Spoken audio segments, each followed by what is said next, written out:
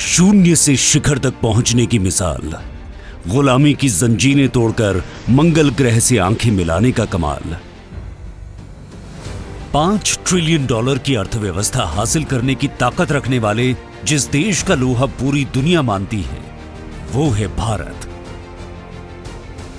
विश्व का सबसे बड़ा और गतिशील लोकतंत्र बनने का यह 78 साल का सफर पूरा नहीं हो पाता अगर हिंदी भाषा की गूंज और एकता ने देश को स्वतंत्रता दिलाने में महत्वपूर्ण भूमिका न निभाई होती।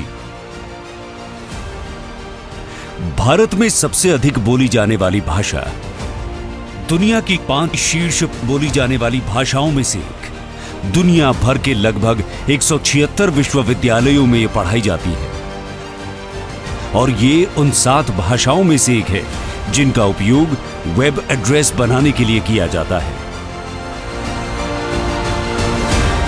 भारत की राजभाषा हिंदी। भारत आज नई ऊंचाइयों की ओर अग्रसर है। नया भारत सशक्त, आत्मनिर्भर और मानवता का मददगार है। विश्व मंच पर हमारी पहचान एक विश्व शक्ति के रूप में हो रही है और हमारे आदरणीय प्रधानमंत्री जी ने हमें विश्व मित्र का मंत्र दिया है। स्वर्णिम भारत की इस वैश्विक यात्रा में हमारी भाषा हिंदी एक महत्वपूर्ण भूमिका निभा रही है। अलग अलग भाषाओं और बोलियों के बीच सेतु बनाकर उन्हें साथ जोड़कर रखने वाली भाषा हिंदी। आज जब हम भारत के बढ़ते कदमों के साथ विश्व मित्र के रूप में अपनी पहचान बना रहे हैं, राजभाषा के रूप में हिंदी भी अपनी गौरवशाली यात्रा के 75 वर्ष पूरे कर रही है। 75 वर्षों का ये सफर केवल समय का नहीं, बल्कि हमारी भाषा, हमारी पहचान और हमारी संस्कृति का भी है। इसका इतिहास सदियों पुराना है। हिंदी की जड़ें वैदिक संस्कृत में पाई जाती हैं। वैदिक काल में संस्कृत आर्य सभ्यता की प्रमुख भाषा थी, जिससे ज्ञान और संस्कृति का विस्तार हुआ। इसके बाद लौकिक संस्कृत का दौर आया, जिससे पाली और प्राकृत भाषाओं का जन्म हुआ। पाली बौद्ध धर्म की प्रमुख भाषा बनी, जबकि प्राकृत जैन धर्म और आम जनमानस की भाषा के रूप में उभरी। इन भाषाओं ने हिंदी के विकास की नींव रखी। मध्यकाल में हिंदी ने अपने साहित्यिक रूप को प्राप्त किया। यह वो समय था जब संत कबीर, तुलसीदास, मीराबाई और सूरदास जैसे महान कवियों ने हिंदी को अपने काव्य और भक्ति से समृद्ध किया। हिंदी साहित्य में भक्ति और प्रेम की भावनाएं उमड़ी और यह भाषा समाज के हर वर्ग में लोकप्रिय होने लगी। आधुनिक काल में हिंदी ने न केवल साहित्य में, बल्कि राष्ट्रीय एकता और स्वतंत्रता संग्राम में भी अपनी महत्वपूर्ण भूमिका निभाई। महर्षि दयानंद, स्वामी विवेकानंद, महात्मा गांधी, रविंद्रनाथ टैगोर, सुभाष चंद्र बोस, डॉक्टर भीमराव अंबेडकर, प्रेमचंद, भारतेंदु हरिश्चंद्र जैसी अनेक महान विभूतियों ने हिंदी को जन जन की भाषा बनाने में योगदान दिया। मैं अपनी झांसी नहीं दूंगी, तुम मुझे खून दो, मैं तुम्हें आजादी दूंगा। स्वतंत्रता मेरा जन्म सिद्ध अधिकार है, मैं इसे लेकर रहूंगा। अंग्रेजों भारत छोड़ो और मेरा रंग दे बसंती चोला, ऐसे नारे और गीतों की भाषा बनी ये हिंदी। गुजरात की पावन भूमि पर स्वामी दयानंद सरस्वती ने यह घोषणा की थी कि हिंदी ही वो माध्यम है जिसके द्वारा भारत को एक सूत्र में बांधा जा सकता है। महात्मा गांधी ने कहा था कि यदि देश की अखंडता के लिए पूरे भारत की कोई भाषा राष्ट्रभाषा बन सकती है तो वो केवल हिंदी ही है। सरदार वल्लभ भाई पटेल ने भी स्पष्ट रूप से कहा था कि स्वतंत्र भारत के नेता न तो विदेशी भाषा का उपयोग करेंगे, न ही दूरस्थ स्थान से शासन करेंगे। मदन मोहन मालवीय ने पूछा था, वो कौन सी भाषा है जो वृंदावन, बद्री नारायण, द्वारका, जगन्नाथपुरी चारों धाम तक एक समान धार्मिक यात्रियों को सहायता देती है? वो एकमात्र हिंदी भाषा है।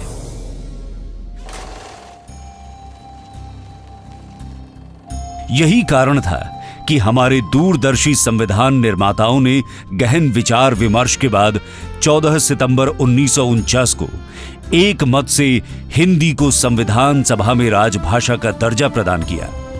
इस महत्वपूर्ण निर्णय को एक मत में लाने और हिंदी को राजभाषा का सम्मान दिलाने में कन्हैयालाल माणिकलाल मुंशी और श्री एन गोपाल अयंगर के मुंशी अयंगर फॉर्मूले का योगदान अत्यंत महत्वपूर्ण और प्रशंसनीय रहा। 26 जनवरी 1950 को संविधान लागू हुआ, जिसके तहत हिंदी को भारतीय संघ की संविधान द्वारा स्वीकृत राजभाषा घोषित किया गया। इसके साथ ही हिंदी का प्रचार और प्रसार भारत सरकार की संवैधानिक जिम्मेदारी बन गई। आज ये पहली बार है कि हमारा अपना संविधान हुआ है और हम अपने संविधान में एक ऐसी भाषा का उपबंध करने जा रहे हैं जो संघ के प्रशासन की भाषा होगी और वो भाषा समय की आवश्यकताओं के अनुरूप विकसित होगी।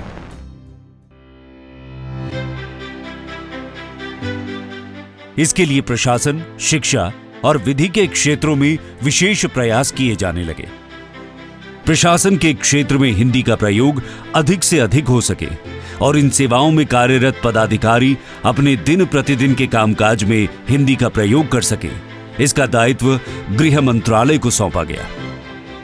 न्याय और न्यायालय में हिंदी का प्रयोग अधिक हो सके, इसका दायित्व विधि मंत्रालय को दिया गया तथा शिक्षा के माध्यम के रूप में राजभाषा हिंदी का प्रयोग बढ़े, इसकी व्यवस्था का दायित्व शिक्षा मंत्रालय को दिया गया। संविधान के अनुच्छेद 344(1) के तहत राष्ट्रपति जी के आदेश से खेर आयोग का गठन हुआ, जिसकी रिपोर्ट 31 जुलाई 1956 को प्रस्तुत की गई और रिपोर्ट पर विचार हेतु तत्कालीन गृह मंत्री श्री गोविंद वल्लभ पंत की अध्यक्षता में संसदीय समिति गठित की गई।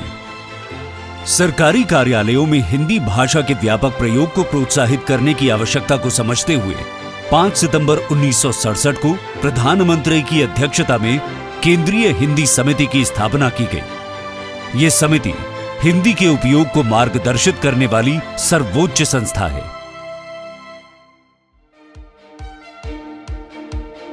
सरकारी कामकाज में हिंदी के उपयोग को बढ़ावा देने के लिए गृह मंत्रालय ने 25 जून 1975 को राजभाषा विभाग की स्थापना की। इस विभाग को हिंदी के प्रगामी प्रयोग से जुड़े सभी मामलों का समन्वय करने का कार्य सौंपा गया,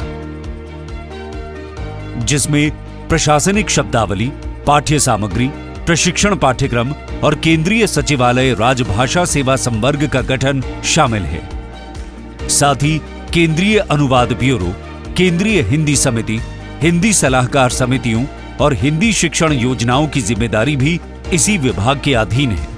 तब से आज तक राजभाषा विभाग अपने दायित्वों का निर्वहन कर रहा है और संघ के सरकारी कामकाज में हिंदी का प्रयोग बढ़ाते हुए उसका प्रसार कर रहा है। राजभाषा विभाग ने अपनी स्थापना के तुरंत बाद 1976 में सरकारी कार्यालयों में हिंदी के उपयोग के लिए नियम बनाए और इसी वर्ष संसदीय राजभाषा समिति का गठन किया। राजभाषा विभाग हिंदी को सूचना प्रौद्योगिकी से जोड़ने के लिए निरंतर प्रयासरत है। आज राजभाषा हिंदी तकनीक के साथ कदम मिलाकर आगे बढ़ रही है। इस क्रम में लीला सॉफ्टवेयर और मोबाइल ऐप का निर्माण, मशीन अनुवाद के लिए मंत्रा राजभाषा टूल का विकास, श्रुत लेखन ई महाशब्दकोश का निर्माण, अनुवाद का ई लर्निंग प्लेटफॉर्म बड़े कदम रहे हैं। विभाग ने न्यूरल मशीनी अनुवाद को शामिल करते हुए कंठस्थ 2 का उन्नत संस्करण विकसित किया है। साथ ही ई ऑफिस में कंठस्थ की सुविधा प्रदान कर सभी सरकारी मंत्रालयों और कार्यालयों को हिंदी में काम करने के लिए प्रेरित किया है।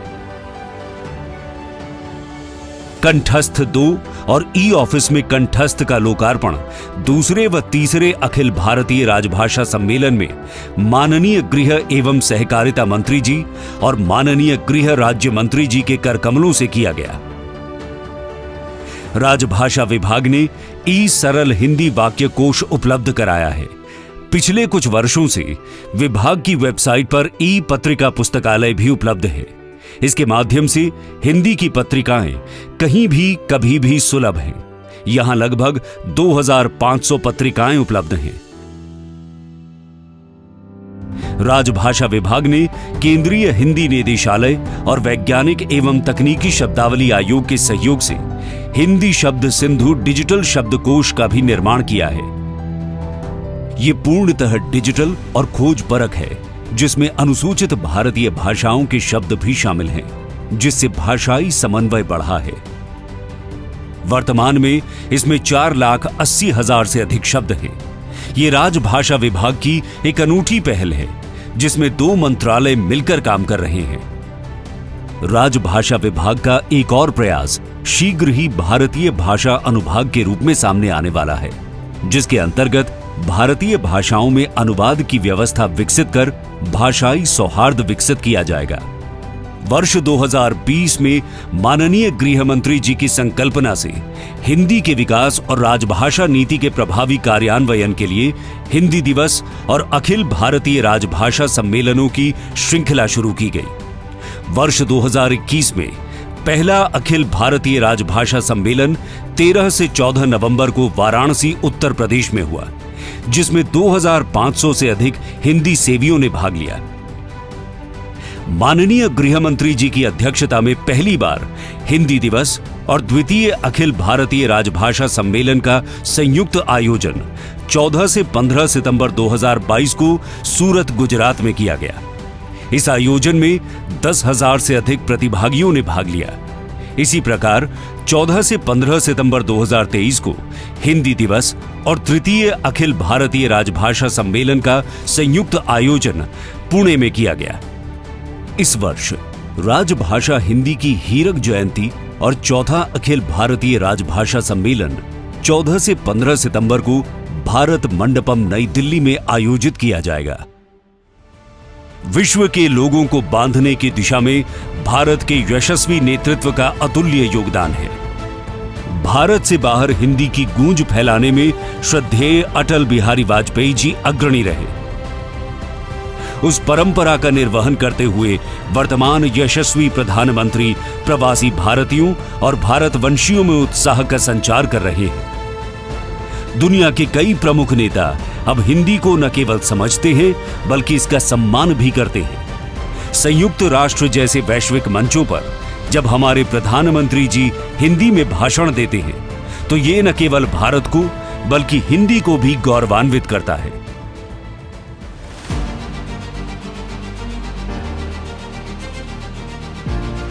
आज हिंदी केवल एक भाषा नहीं, बल्कि एक धारा है जो हमारे जीवन के हर पहलू में बहती है। ये हमारे साहित्य का रत्न है, हमारे सिनेमा का आधार है और हमारे संवाद का माध्यम है। आज जब हम विश्व मित्र के रूप में उभर रहे हैं, हमारी भाषा हिंदी भी दुनिया में अपनी जगह बना रही है। ये एक संकेत है कि भाषा की शक्ति केवल संवाद तक सीमित नहीं है, बल्कि ये सांस्कृतिक और राजनीतिक जुड़ाव का माध्यम भी बन सकती है। 21वीं सदी भारत की सदी है। 78 साल की यात्रा के बाद भारत एक नए मुकाम की ओर बढ़ रहा है। 15 अगस्त 2024 को माननीय प्रधानमंत्री जी ने मातृभाषा के महत्व को रेखांकित करते हुए कहा कि नई शिक्षा नीति ने मातृभाषा पर बल दिया है। मैं राज्य सरकारों से कहूंगा, मैं देश की सभी संस्थानों से कहूंगा कि भाषा के कारण हमारे देश की टैलेंट को रुकावट नहीं आनी चाहिए। भाषा अवरुद्ध नहीं होनी चाहिए। मातृभाषा का सामर्थ्य हमारे देश के छोटे छोटे गरीब से गरीब मां के बेटे को भी सपने पूरा करने का ताकत देता है। मातृभाषा का टैलेंट छोटे से छोटे को आगे बढ़ने का सामर्थ्य देता है। तो आइए विश्वास को, संकल्पों को, समृद्धि को साकार करने को इस हिंदी दिवस पर हम ये संकल्प लें कि हम अपनी भाषा को और ऊंचाइयों पर ले जाएंगे। हम इसे अगली पीढ़ियों तक संजोएंगे और इसे आधुनिकता के साथ कदम से कदम मिलाकर चलाएंगे। हिंदी हमारी धरोहर है, ये वो धरोहर है जिसे हमें संजोना है, सहेजना है और आगे बढ़ाना है।